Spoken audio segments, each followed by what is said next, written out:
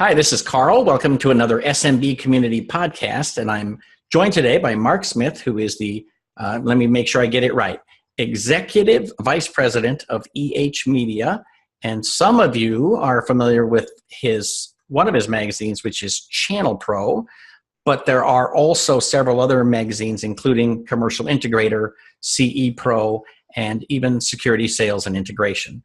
So in all, I think your magazines cover about 12 niche markets. Is that correct? That's right. 12 different niche markets. Yep. So you have an interesting past. Most people have read another one of your magazines that you don't actually own anymore, but you got started with Windows NT magazine. That's right. So my story was I was an IT guy and happy to be an IT guy, quite frankly, working for different companies, and had the idea, literally woken up in the middle of the night with the idea to start Windows NT magazine. The story was I was a IT manager for a small publishing company, and one of my programmers came to me and said, hey, we ought to look into this Windows NT thing. At the time, we were on NetWare. We had NetWare and Unix. And if anybody can remember those two operating systems, they were the dominant, file and print type deal.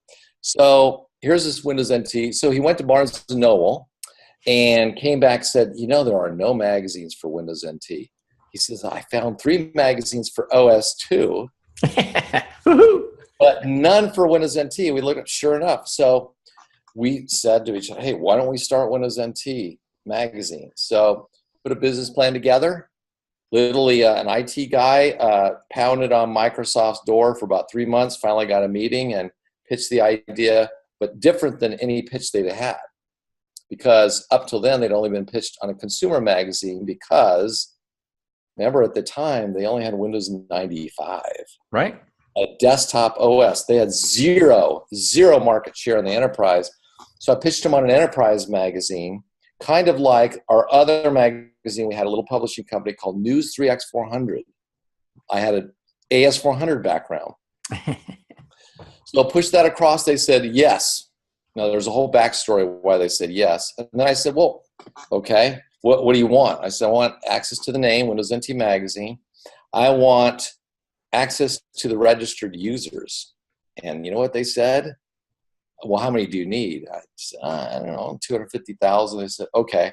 And I said, access to advertising. They said yes to all 3, and that became the beginning of Windows NT Magazine. Wow. And a 5-year run, we were in 13 languages, 160 countries. We had well over, 2.5 million page views across our different network of websites, had all these different stuff. So yeah, it was a success. And I sold that to Penton Media in 2000 and continued to run it as the president of Penton IT Media. So anyway, that's my key differentiator was I was the only publisher out there that was actually an IT guy. So I didn't kind of know the reader. I was the reader. So right. That turned out to be a competitive edge. So for all you IT guys. Very cool. So when you were doing the AS400, I was an HP 3000 network administrator. So, okay. I had the other brand. All right. Well, of mini computers. But we also had. Do you remember Banyan? No, but we had Banyan Vines was another one of the NetWare competitors. Oh yeah. Yeah. And I knew about Banyan. I just never ran it. Okay. Well, my very first keynote, I got asked to be a keynote. Well, I was deathly afraid to talk in front of anybody, to ask me to talk in front of people. But I knew, hey, now I'm the editor of this new magazine. I better learn how to. So I actually went to a Dale Carnegie course, and they do the 12. Well, anyway, so about into there, and I got asked to not be a keynote, but just be a speaker. One of the side conference deals at a Banyan Vines deal.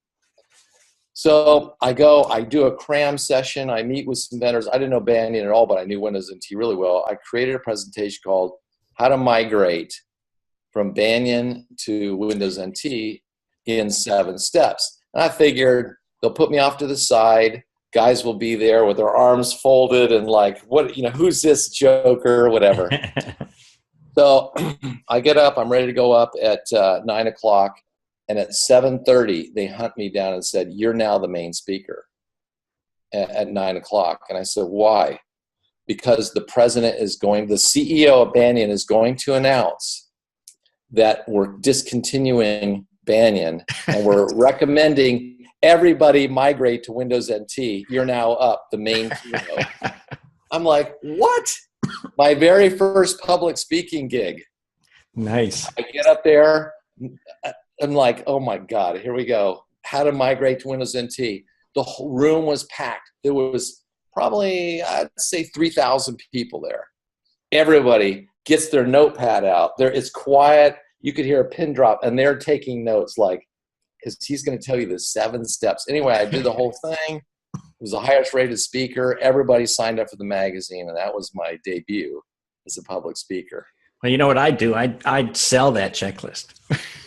Well, it became the cover story of one of the issues, and we did it upright, and we welcomed all those Banyan admins into the fold, and they got full membership into the Windows NT world as it was at the time. Right. Anyway. So one of the things that you and I have talked about extensively is how all of those different magazines, all of those audiences are sort of not quite melding together, but they're all adding certain elements like recurring revenue. They're all needing the kind of network knowledge and understanding that we have in our space, but not necessarily in the other spaces. And there's also emerging markets. I mean, I can totally see you guys adding at least 2 or 3 magazines just because of the Internet of Things and the automotive technology that's coming down the road and so forth. It's such a great time to be in technology. I mean, I think you agree. This is literally, there's more opportunity today than there has ever been in our lifetimes. That's right. And so what you said is exactly correct. So we have these other magazines. So as a, technology guy, I really want to know these readers. So we do surveys to them, and I talk to them and kind of find out. So one of the magazines is Commercial Integrator. And Commercial Integrator goes to commercial guys who sell these AV solutions. So they sell to big companies and whatnot. And we did a survey. How many of you guys are doing recurring monthly revenue? And maybe 15%, right? So what's the number one thing they opportunity? So here's the big shift that's happened, the big trend, new thing. So about, I'd say 3 years ago, they used to go and find the AV guy in a company. But the AV guys are gone. They all got absorbed into, guess who? IT. So now they're dealing with this IT guy. They don't know how to speak IT, but they've had to learn. They've had to add network admins in their teams. And so it's the bizarre thing is they price things differently. They don't charge for services, all about the project revenue. But, after they've successfully put in a new conference center or a new high-end AV thing, they ask the IT guy, well, what else do you need? And they have no clue. It's, Carl, it's like, I know you've been involved since 2005 in this whole managed service deal, but you need to rewind back to 2005 because that's exactly where they're at. They don't understand, cloud services or this whole managed service provider deal, but their interest level has now peaked to now that's the number one thing. In fact, a lot of the associations for these AV guys, they're now teaching. They're bringing in MSPs to try to teach them this because they're losing members. Once members discover the managed service model, they actually want to move in that direction rather than being pegged as just project-based AV guys. Right. So that was one of our markets. The other one is security. These security guys, same thing in commercial. They used to work around the network, like in the cellular network and everything else. Well, those days are gone. There's many reasons why they've had to come in and work on the network. And so now they're dealing with the IT guy. And the IT guy says, well, hey, cloud services. Now, what difference between them and the commercial AV guys is they totally get RMR. Or you call it MRR, they call it RMR. Recurring monthly revenue. But it's the same thing, So they totally get it. They understand it. They're like, okay, I want to sell services to IT people, but come from the security angle. And so many of them have added network admins on their teams. So, but again, you got to rewind back to 2005. They are just trying to understand this model. So what may seem like old hat to you and your audience is now brand spanking new, which is really cool. You and your audience are now absolute experts to commercial AV and these things. The other thing too is these guys maybe your audience deals with maybe smaller companies, but there's now a huge opportunity to go upstream. Oh, yeah. These commercial AV guys, they work with $50 million, $100 million companies regularly. And so they're used to dealing with, and of course there's not full IT guy there, but they understand how to add value at that level. So, well, even the home video and home automation, the people who are getting the high-end projects there, all own companies. Right. Your clients own companies. That's how they can afford to put in $20,000 worth of home automation. Right. Now the home guys, I got to tell you, so we have another magazine called CE Pro. It's the dominant magazine in there. The CE Pro is for residential AV, but now rapidly becoming residential IT. Okay. There's so much networking gear. And we've been talking about, in fact, a couple of years ago, the speaker for we have this show called the CE Pro 100 Summit, where we bring in the top 100 guys. The keynote for 3 years ago was the CEO of Vivint. Okay, Vivint is a dominant player in security.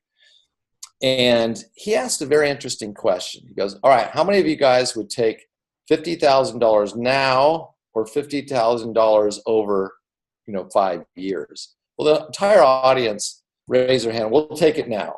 He said, well, I'm taking it over 5 years and I'm going to win. Well, anyway, they all looked at him and just, who is this guy? Like, what is he talking about? Anyway, 2 weeks later, Vivint went public for and their valuation was $2 billion or something. So that market has been the most, they just haven't really got RMR. But now that we've surveyed them lately, and they went from maybe 40% interest to 90% interest, they have no idea how to do it. There's only one player in the market that does anything like a remote RMM solution. Probably you've never even heard of it, called Ahiji. Right. Now, what's cool, have you heard of Ahiji? Only from you. Okay. So Ahiji has solved, whereas all these other RMM solutions in the IT space discover everything in the commercial world, Ahiji discovers everything in the home world. So they've figured out a way to anything. It could be, your cable box, your TV, whatever. They've figured out a way to discover and manage those just in the same way that, lab tech or whatever they used to do in the IT space, they can do it in the home world. Right. So, again, also exploding, right? The next set of light bulbs that you buy are all going to be connected to something. Right. But, it's funny that market hasn't really got it. What I do see the guys who really get it is the security guys. And there's a company called Alarm.com, which is really a remote and RMM solution, but the best marketing you've ever seen. They've already signed up 20,000 security dealers have now adopted Alarm.com to get them into the smart home. So does that mean that we're all just going to stop having all these conferences and we're going to have one a year and it's going to be all of the technology in the universe? I think that, no, not for now. But I do think that, when these guys start to converge and start competing in a space that maybe you're seeing new type of people coming in. I think you even said it yesterday in a webinar we did together that these security guys can come in and bring their expertise, but bundle it with the normal, cloud services. The AV guys can come in this way. I think in the same way, people are going to have to specialize. They'll do everything you do now, but add a line of business. And now you become the experts in legal or finance or some niche and kind of dominate that niche. Right. Well, it's interesting, where I think we're entering an era of collaboration on a grand scale, right? I mean, a partner that deals with security and a partner who deals with cameras and a partner who deals with, home automation or business machines or whatever. I mean, as it all moves to TCP IP, we, the network engineers, are the ones who are going to help everybody else, make the next leap. Because even if you don't know anything about it, you can hire somebody who knows networking, right? Even if all you know is security, you can hire somebody who knows networking, right? So I really think it's going to be a huge opportunity. So one of the things, so you mentioned we did this webinar.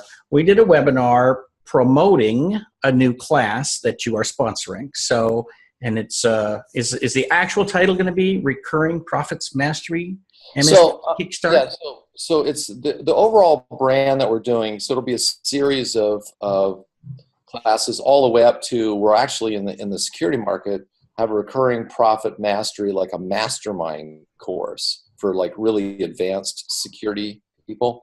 But so it's going to be recurring profits mastery, MSP Kickstart.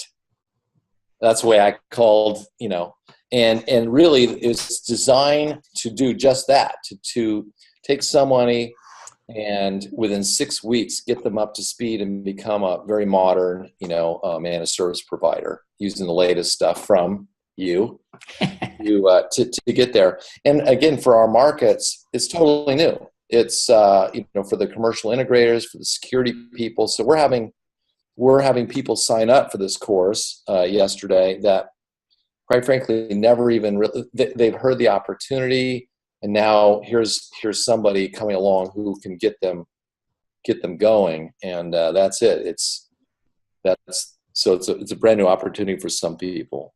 Very good. So now we're going to switch this around, and you are going to interview me about this course. Right. So Carl, look, one of the reasons that we chose you and you agreed to work with us, look, because, we're a magazine, we have 4 magazines, we have access to a lot of people, but you got your own Wikipedia entry, for gosh sakes. It even says Wikipedia. It says that you're one of the pioneers of MSP. You've got all these books and stuff. But anyway, and I, just in talking with you and meeting with you, I just thought you're the perfect person to come with all that experience after having trained 2,000 people to now train brand new audiences. But I did say before the webinar, it's like, can you remember back to 2005, what it was like, and bring these new group of people along? So that's what it's really designed for. But really, it's designed for anybody who may be a project-based company or just really wants to take advantage of this new model that you taught, the Cloud 5 model that you've perfected and done every which way. Plus, we added a few new things in there in this course. So what we designed it over the 6 weeks to do is, like in week 1, to adopt the MSP mindset, right? So explain to me the MSP mindset. What is that?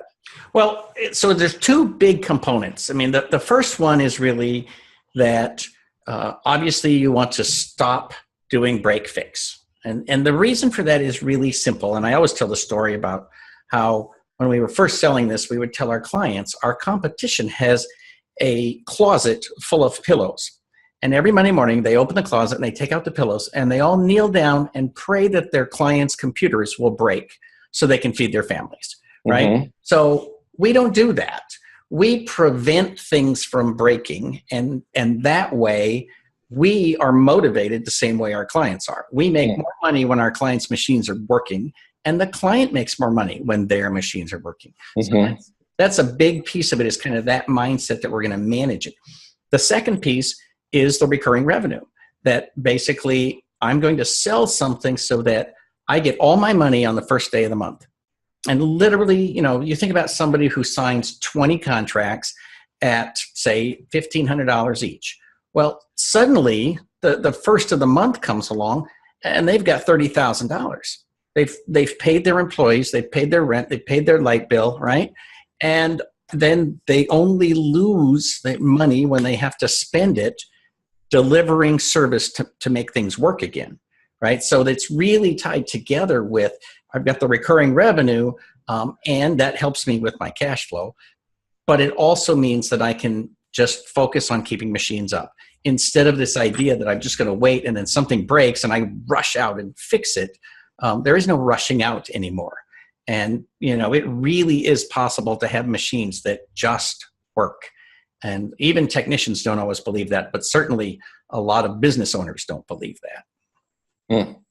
Well, so you got, I can tell you that really resonated with the audience. The security guys really get that, and they've really focused hard on standardizing equipment, and they really don't want things to break either. Right. The AV guys were like, "Ooh, that sounds like magic," So it's good. So in week 2, then the deliverables, you're going to help them create a profitable offer.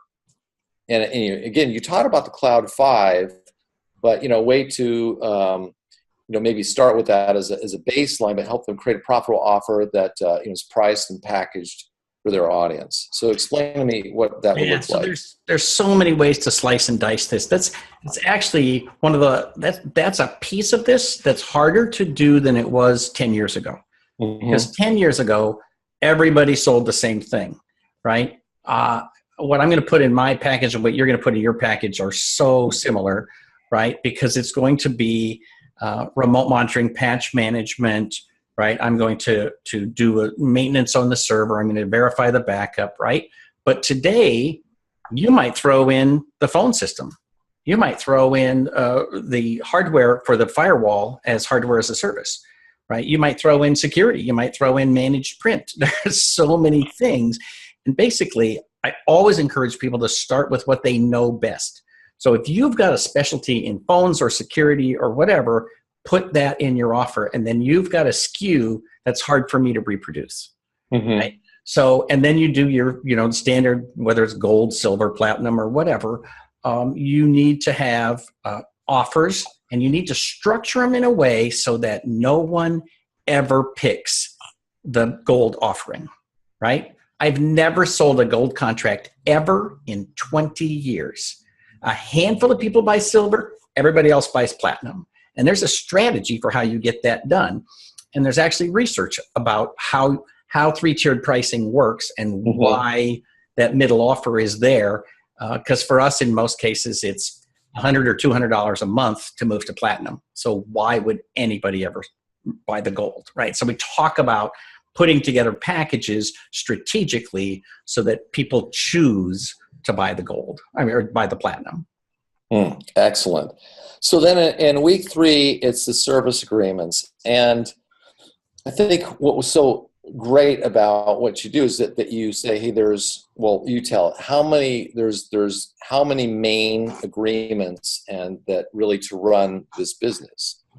Well, so I think everybody needs to have, a standard agreement that is signed by everybody, like literally a 1 or 2 page terms of service that basically lays out the relationship. And a lot of people think the service agreement is about technology or about managed services or whatever. It's not. That agreement is about keeping your personal stuff and your finances separate from your client's finances. And it really is the case. So Microsoft and many, many other companies got sued several years ago because they were treating their outsourced employees as outsourced as not being employees, and they got sued. And IRS said, if you tell people where to go and when to be there and which tools to use and the order in which they're going to do the work and where they're going to sit and the order, right, they are employees. And so that simple agreement just says the technician is going to determine all of those things, and it meets all of the IRS's requirements so that your clients never have to worry that the IRS is going to go after them for your taxes. It's also the case that it simply lays out, I'm going to send you an invoice and you're going to pay it. Right? And you got to have that. And people always say, oh, my clients would never sign contracts. That's BS. You sign a contract for the internet, for the window washer, for the guy who picks up the garbage. You sign a contract when you park. So, the clients will just do this.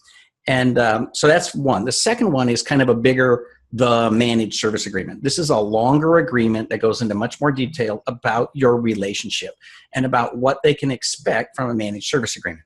I hate the term all you can eat, because all a client can eat is your entire company, right? There's always them to make you completely unprofitable. So you want to make sure you got a lot of stuff in place, and that does deal with the relationship at a deeper level. And then there are other contracts. So, for example, some people have project flat fee contracts, or they might have a development contract. So who owns the code and that sort of thing. And then I also cover some of the niceties, like if you decide that you want to have a service level agreement and give people money back if something breaks, you can do that. I don't encourage that, but a lot of people they somehow think that's going to sell them more clients. Right. Anyway, so we go into quite a bit of detail about that. Well, and I can imagine if you manage to land an enterprise customer, they would insist on it, but it'll be worth your while if it's huge too. Exactly. So we got about 5 minutes left, just so you know. All right. So let's go real quick. So week 4 is client meetings. And one of the things you said, you can figure out, hey, what you do before, during, and after. Right. So this whole course is designed to take you from where you are doing something other than managed services and into managed services. So as we go along, we prep you for week 4, which is at some point you're going to sit down with your clients and you're going to say, here's the offering, here's what we put together, here's what we're going to do. I've got 3 options for you, and here's what the future looks like. So here's what you spent last year, here's what you will spend under our new plan. Please sign one of these, and you literally have, I talk about in managed services in a month about this is like Tony Soprano, right? Having a little sit down outside of the cafe, meeting of the minds. And when you're done, you've got a new relationship. And so that's a very strategic thing. And there's an order in which you want to have these client meetings so that you maximize your success for signing the biggest clients. And then week 5 is tools. So I imagine the PSA, RMM tools that you need to run your business. Yeah. So obviously you need something to deliver the actual services. So there has to be an RMM. There's an agent on every machine. It allows you to control that machine. It allows you to do antivirus and patch management and, run the actual business, deliver what you've promised. And then you need a PSA, a professional services automation tool, to run your own company and to get tickets and to sort of manage the relationship with clients. And of course, you need QuickBooks or some other financial tool, and all of that needs to tie together. And today, all of those things tie together very nicely. That was not the case 10 years ago. Mm-hmm. So it's great. You'll be able to give an overview of that, what's the essential part, and give an overview of some of the most popular ones. In week 6, we added this thing which you've said, like if you were to go to the Carl's or just the 68-point checklist, you said you dominate Google, because this thing is a tried and true checklist that you've used to explain this thing that you do for clients that helps you get new leads and new clients. So the 68-point checklist is literally a series of questions that helps you guide your sales process. So when you get to a new client, my favorite way of going to a client is doing a network checkup. We don't call it an audit because that sounds like, again, the IRS. So we do a network checkup. And a lot of it is an interview. We ask the client, so what kind of problems are you having, and what frustrates you about your network, and how much downtime do you have? And a lot of it is not a technical solution, but it's an interview where they get to tell you all their problems. And then that helps because it makes it easier for you to document their problems. And then you do a checkup of all of the things on their network. How fast is their internet speed really? What's the effective speed? And if it's slow, you might poke around a little and find out why that is. And what do their error logs look like? How much disk space do they have? And how much is in use? And so forth and so on. And so you go through this 68-point checklist, which is like 8 pages. And it allows you to then set up the second appointment, which is come back, give them a report, tell them everything that's wrong with their system, And in my opinion, you don't even have a conversation at that point about money. I will not have that conversation until the third meeting, because I'll give them the report in person. But when they say, well, how much is this going to cost for you to fix it? I will say, I don't know, but I'll be happy to put together a proposal for you. And then I come back, again, and talk about what we do and go through that process. So I want it to be slow. I want them to beg me to come back and tell them what it's going to cost to fix their systems. So there you go. This is the system, tried and true, to get clients to beg you to sign up for a managed service provider. So the cool thing about this is at the end of 6 weeks, they're going to have a profitable cloud service offer. They'll have service agreements that are ready for clients to sign. They'll have a clean client list, and there's a whole process there for that, they'll have a plan, to implement the strategy. They'll have a lead gen system to, convert existing clients, but more importantly, go get new clients, with an proven system. And you even throw out the thing, hey, you know what? At the end, you've got students who literally email you and say, hey, I've signed up at least 1 or 2 managed service agreements before the class is even over. Yep. I pretty much guarantee someone will send me an email and say, I tried this, and I've already got my first recurring revenue client. So that's what this course is about, and we put it together. There's a link that I don't know if you're going to display it, but it's at ehimpact.co/order-kickstart. And remember the offer I made available. I asked my people to extend that offer for your audience, okay? But they'd have to respond. I don't know if that's possible. We could put a hidden code there. Kickstart that gives an extra couple $100 off. So the normal price is $9.97. It gets it down to $7.95. So just for listeners that are on this deal, I don't know when it's going to go up, but it's a limited time deal. Anyway, so that's the deal. Again, quite frankly, Carl, better than anything. But if they sign up one client, it'll pay for the course in minutes. Absolutely. Yeah. Well, and my goal was always to try to be right in the range of 900, 1,000, or 1,100 as an absolute minimum per month for a managed service deal. So literally, one client paid for first month, you're done. 1 month, yeah. Then after that, the rest is gravy. Exactly. Anyway. Very cool. So we're going to put all those links and information down below, and we encourage you to check it out. And with that, I thank you, Mark, for joining us. I enjoyed chatting with you, and maybe we'll do this again on a completely different subject in a few months. Sounds good. Appreciate you having me, Carl.